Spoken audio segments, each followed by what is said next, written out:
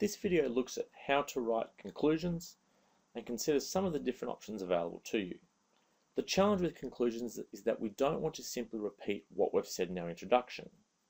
However, with conclusions we also have a lot of scope to choose different writing strategies, things we might want to include, such as linking to the previous paragraph, synthesizing or reinforcing our main position.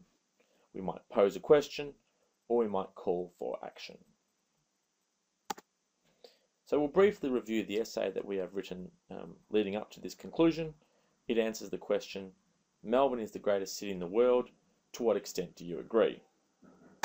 And our essay structure has looked like this thus far: an introduction, 3 body paragraphs, and now the conclusion that we're looking at writing. So our first strategy is to link to the previous body paragraph. This helps build cohesion in our essay. It helps stick together each of the paragraphs in our essay.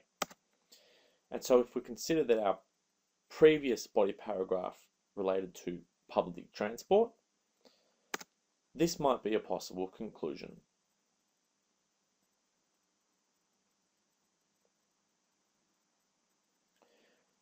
So you can see that the section with the yellow shading refers to the previous body paragraph about public transport, and the section that hasn't been highlighted with yellow refers to the contention of this essay, the contention being that Melbourne is the best city in the world.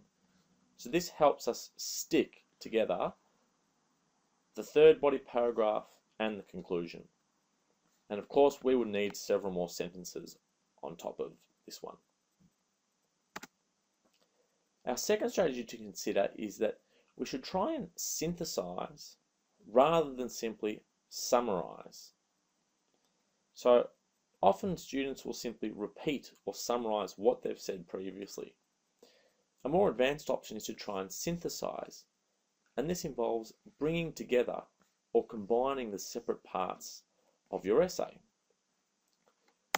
So if we had summarized our essay, we might simply say that Melbourne's great entertainment industry and diverse sporting venues make it the best city. However, if we were to synthesize the points we made about entertainment and sport, we would have a sentence like this.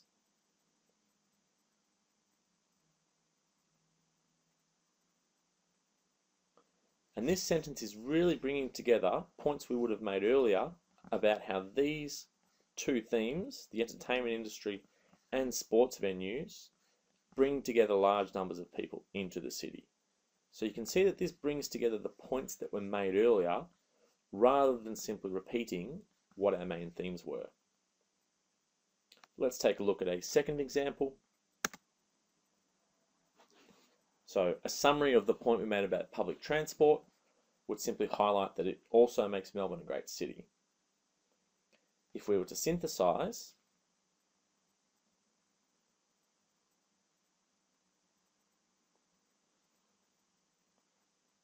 you can see that in synthesizing the point we made about public transport, we're connecting it to the entertainment industry through music venues and sport through stadiums and stadia. So synthesizing involves bringing together the arguments and points that may have been made earlier in the essay. A third option is to reinforce rather than repeat our main position. And this is a little similar to synthesizing.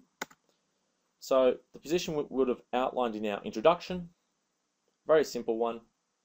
The 3 areas in which Melbourne excels are its entertainment industry, its sports venues, and its great public transport network.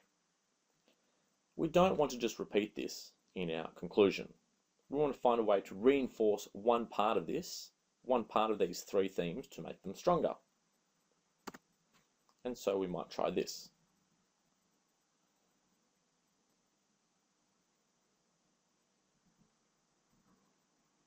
So in the conclusion, in reinforcing, we're picking out one part of our essay, that is its entertainment industry, and reinforcing the point that was made earlier about how it offers a wide range of options to people.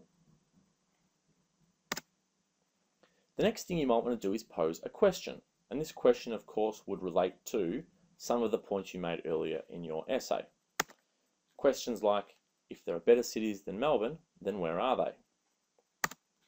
Is it really necessary to make lists of the greatest cities? And your question might be rhetorical. Can there be any doubt that Melbourne is truly the best city in the world? Of course, a rhetorical question has an assumed answer, and it would have been your job to build the content early in the essay that leads to that assumed answer. Another option is to evoke an image, to use figurative language through similes and metaphors. For example, the greatness of Melbourne can be captured by a long, gentle walk along the people-filled boulevards of tree-rustling streets. Now, of course, the tone here is slightly different to that which you may have seen in the essay above. And evoking an image is going to depend on the tone of your essay. If you've been writing an essay about the horrors of war, you might choose not to use figurative language at this point. The last option is a call for action. So to take some of the points you have made earlier and encourage your audience to take some kind of action or to call for the need for action. For example, we must do more if we're to fully understand what makes Melbourne so great. Or historians need to reevaluate the criteria they use to judge cities. And finally, Melburnians should take to the streets and proclaim their greatness. All three of these sentences call for some kind of action from the reader or participant. So what might you avoid in your conclusion? Long quotations. If it's a good quotation, it should be in your body paragraphs where you have a chance to explain them in detail. And even then, they shouldn't be long. Secondly, new arguments. If you have a new argument, give it its own body paragraph. Spend some time explaining and teasing out that argument. Don't try and squish it into your conclusion. New topics. If something comes to mind, again, it deserves its own body paragraph or should be included in a previous body paragraph rather than mentioning it and trying to use it as a topic in your conclusion. And finally, where possible, try to avoid repeating your introduction. Your reader has already read it once, they don't want to have to read it again.